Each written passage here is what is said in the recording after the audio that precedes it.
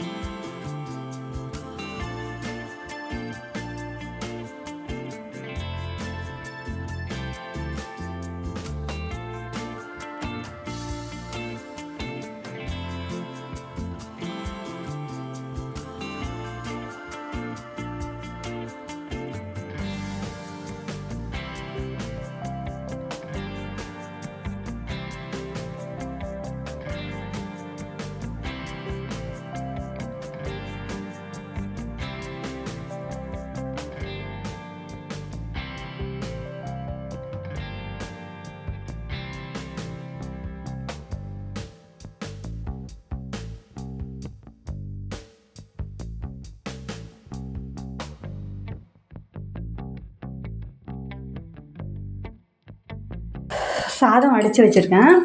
அது கூட வந்து பார்த்திங்கன்னா பருப்பு.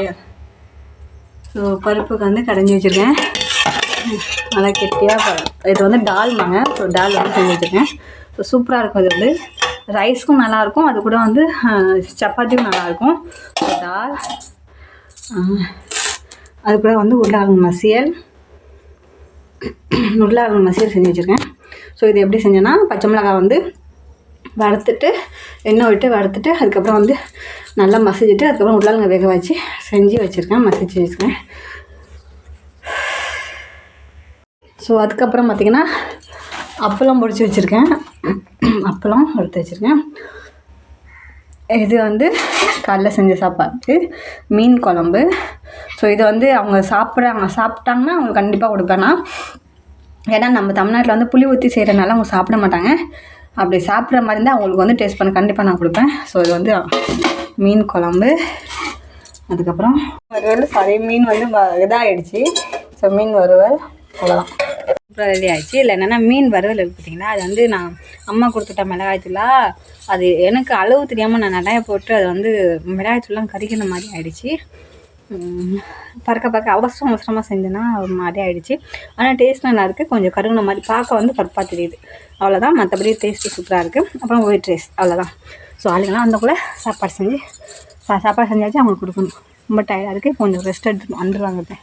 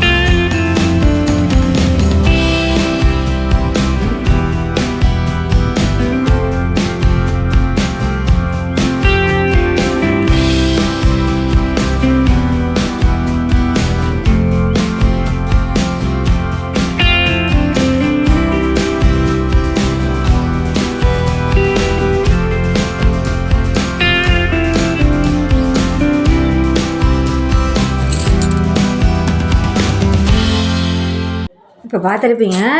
என்னன்னா வந்து நான் வயலுக்கு போகலை. வந்து ரொம்ப தூரம், எங்கள் வயல் வந்து ரொம்ப தூரம். பக்கத்தில் உள்ள வயலை வந்து ஏற்கனவே நட்டுட்டாங்க, நாள் நட்டுட்டாங்க, சோளம் பண்ணிட்டாங்க. இன்றைக்கி நட்ட இது வந்து சோளம் வந்து கொஞ்சம் தூரம், அங்கே போகக்கூடாதுன்னா, ஸோ அதனால் நான் போகலை. நான் பார்த்தீங்கன்னா அதுக்காக சரி உங்களுக்கு வந்து தெரியணுமேங்கிறதுக்காக, உங்களுக்கெல்லாம் வந்து கொஞ்சம் உங்களுக்கெல்லாம் தெரியணும் அப்படிங்கிறதுக்காண்டி என்ன பண்ணேன்னா, எங்கள் அப்பா வந்து பக்கத்தில் எங்கள் வீட்டு வயலில் வந்து எங்கள் அப்பாவோட கோயிலில் வந்து அவங்க வந்து நட்டுட்டு இருந்தாங்க. ஸோ உங்களுக்கு தெரியணுமேங்கிறதுக்காண்டி அவங்க போய் எடுத்துகிட்டு வந்தேன். பார்த்துருப்பீங்க, அந்த சோளம் வந்து அது வந்து பூச்சி மண்ணு கட்டியில் ஊன்றனால பூச்சி எதுவும் திங்கக்கூடாது, இதை வந்து குருவி கொத்திட்டு போகக்கூடாதுங்கிறதுக்காண்டி ஒரு மருந்து கலந்து அதில் வைப்பாங்க. ஸோ அது வந்து சீக்கிரமாக வந்து ரொம்ப நல்லது, அந்த விதைக்கு வந்து ரொம்ப நல்லது. அதனால தான் அந்த மருந்து கலந்து வச்சுருக்காங்க. நாங்கள் வேறு கம்பெனி, எங்கள் அப்பா வேறு கம்பெனி, வேறு ஒவ்வொருத்தவங்க வெவ்வேறு. எங்கள் அப்பா வந்து பாகுபலிங்கிற கம்பெனி எடுத்திருந்தாங்க. ஸோ என்னோடய விதை பேர் வந்து 455 அப்படின்னு சொல்லிட்டு அந்த கம்பெனி, அதே எடுத்திருந்தோம். ஸோ இதுதான். அப்புறம் என்னோடய கொழுந்தனார் வந்து வேறு விதை எடுத்திருந்தான். ஸோ எங்கள் அப்பாவோட விதை வந்து சின்ன சின்னதாக இருந்திருக்கும், பார்த்துருப்பீங்க. எங்களோட இது வந்து கொஞ்சம் பெருசு. எங்களோட ரேட்டு வந்து 4 கிலோ இருக்கும் ஒரு பாக்கெட்டில். 3800 என்னமோ சொன்னாங்க. 4 கிலோ பாக்கெட் வந்து 3800 என்னமோ சொன்னாங்க. நாங்கள் வந்து 2 பாக்கெட் எங்களுக்கு. அப்புறம் எங்கள் அப்பாவுக்கு வந்து கொஞ்சம் தான். ஸோ ஒரு ஆளே வந்து நட்டுட்டாங்க. அன்றைக்கி ஃபுல்லாக பார்த்துருப்பீங்க, நட்டுருப்பாங்க. அதே மாதிரி எந்த அளவுக்கு வைக்கிறாங்கன்னா, இந்த ஒரு இன்ச்சு இந்த சைஸ் தான். இந்த இந்த கேப்பில் வந்து அந்த கம்பு அந்த குச்சியோட அளவு இந்த 1 முழம் இருக்குன்னு வச்சுக்கோங்களேன். அதில் வந்து 1 முழம் இருக்கும், 1 முழம் இருக்குன்னு வச்சுக்கோங்க. இந்த குச்சியோட அளவு அப்படி வச்சுருப்பாங்க. ஸோ இந்த இதில் வந்து அதில் வந்து பெயிண்ட் பண்ணி விட்பாங்க. நெய் பாலிஷோ ஏதோ ஒரு சைஸ் மாதிரி வச்சுக்கிட்டு, ஸோ அந்த குச்சியை ஊனி ஊனி ஊனி ஊனி நம்ம பத்தி நடவுன்னு சொல்லுவோம்ல, பத்தி நடவு நட்டுருப்போம். ஸோ அந்த நடவுக்கெல்லாம் வந்து அந்த இது தான் அதே மாதிரி தான் இந்த இது சோளமும் ஊனுவாங்க. பத்தி நடவுக்குள்ளே எப்படி நடுவோம், நடவுக்குள்ளே எப்படி பத்தி போடுவோம்ல, ஸோ அதே மாதிரி தான் இங்கே வந்து இந்த சோளம் ஊனிருப்பாங்க. ஸோ இவ்வளோ தான். நல்லாயிருக்கும். நிறையா பேர் ஊனக்குள்ளே நல்லா இருந்துச்சு. இப்போ லாஸ்ட் வீட் 11 போட்டு தான் நல்லாயிருக்கும். ஸோ இந்த வாட்டி வந்து கம்மியாக தான் என்னால் வெயிட் எடுக்க முடியல, சாரி. ஸோ இந்த இவ்வளோ தான் உங்களுக்கு தெரியணுங்கிறதுக்காண்டி அதெல்லாம் சொல்லியிருக்கேன். அதே மாதிரி மீன் குழம்பு சாப்பிட்டாங்க. மீன் குழம்பு மீன் எல்லாத்தையும் ஒன்று ஒன்று வச்சேன். அது மாதிரி வறுத்த மீன் ஒன்று ஒன்று வச்சேன். ஸோ வறுத்த மீன் மட்டும் வந்து அது கறி இருக்குங்கிற அந்த ஃபீலிங்கில் இருந்துச்சு. ஆனால் குழம்பு வந்து நல்லாயிருக்கு அப்படின்னு சொன்னாங்க பையன்லாம் ஒருத்தன் சாப்பிட்டோன்னா வந்து நல்லாயிருக்குக்கா அப்படின்னு சொன்னான். நல்லாயிருக்கு நீ அப்படின்னு சொன்னான். ஸோ எல்லாமே சூப்பராக இருந்துச்சுன்னு சொன்னாங்க. நல்லாயிருக்கு அப்படின்னாங்க. அவங்களுக்கு பிடிக்குது ஆனால் தெரியல. ஆனால் எனக்கு வந்து சொன்னது வந்து நல்லாயிருக்கு அப்படின்னு சொன்னாங்க. ஏன்னா வந்து நாங்கள் புளிப்பு சாப்பிட மாட்டாங்க இல்லையா. ஸோ அவங்களுக்கு வந்து அது புதுசாக இருக்கும், நல்லாயிருக்குன்னு சொன்னாங்க. அப்புறம் அவங்க ஒரு சாப்பாடு பருப்பெல்லாம் நல்லா இருந்தாலும் இருக்குன்னு சொன்னாங்க. நானும் சாப்பிட்டேன். மீன் குழம்பை விட அந்த எனக்கு வந்து மீன் குழம்பு ரொம்ப பிடிக்கும். மீன் குழம்பை விட அன்றைக்கி அந்த பருப்பு எனக்கு அவ்வளோ டேஸ்ட்டாக இருந்துச்சு. வெங்காயம் பூண்டு எதுவுமே நான் போடலை, சும்மா பருப்பு மட்டும் தாளித்து வச்சுருந்தேன். சூப்பராக இருந்துச்சு, சாப்பிட்டோம். ஸோ எந்த வருஷமும் நான் வந்து அதிகமாக போட்டது கிடையாது. எப்போதுமே வந்து பொரி கடையில் ஏதாச்சும் வாங்கி கொடுத்துருவோம். பொரி வாங்கி கொடுப்போம், பச்சை மிளகாய் இப்படி தான் எல்லாருமே வாங்கி கொடுப்பாங்க. அதிகமாக யாரும் சாப்பாடு போட மாட்டாங்க. ஸோ இந்த தடவை ஏதோ சாப்பாடு போட்டாச்சு. என்னோடய இது வந்து ஏற்கனவே இருந்ததோட இப்போ கொஞ்சம் டெவலப் பண்ணனால இன்னும் அடுத்த வாட்டி இன்னும் நல்லா செய்யும். சரிங்களா. ஸோ வீடியோ பிடிச்சிருந்தா லைக் பண்ணுங்கள், கமெண்ட் பண்ணுங்கள், ஷேர் பண்ணுங்கள், சப்ஸ்கிரைப் பண்ணுங்கள். தேங்க்யூ.